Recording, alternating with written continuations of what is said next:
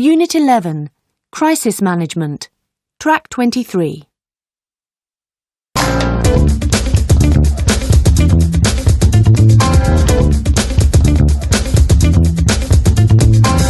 Good evening, my name's Michael Goodrich. I'm the presenter of Consumer Watch. Tonight we're investigating toy products. How safe are the imported toy products you're buying for your children?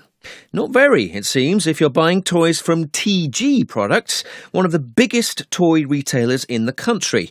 We've had dozens of complaints from parents about some of the toys sold in TG stores. Tonight, the company's chief executive, Tim Bradshaw, has agreed to answer questions about his company and to defend its reputation. Good evening, Mr. Bradshaw. Good evening. May I thank you for inviting me onto your programme. I welcome the opportunity to answer your questions. Thank you, Mr. Bradshaw. It's a pleasure to meet you. Now, I believe your company sells a range of stuffed toys. Is that correct? Yes, they're one of our best-selling products. Children love the grey rabbits, the dogs and penguins we market.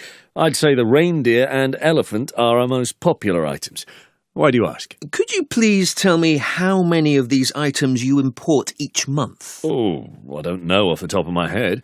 A very large number, that's for sure. It's one of our most popular lines. Could you be a little more precise? What quantity are we talking about, roughly? Well, I'd say about 30,000 a month.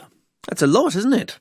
Roughly, how many complaints about the toys do you receive each week from your customers? Oh, we get a few complaints, but no higher percentage than any other company. A few complaints? Mr. Bradshaw, isn't it true you've been receiving dozens of complaints from customers every week? Do you deny people have been phoning you and emailing you constantly to complain about the toys? What do you mean exactly?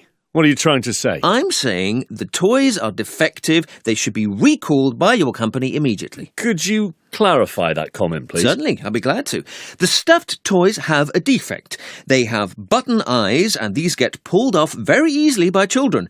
They put the buttons into their mouths and then start choking. The toys are highly dangerous, Mr. Bradshaw. You know that. Why are you still selling them? I'd say you're exaggerating the problem.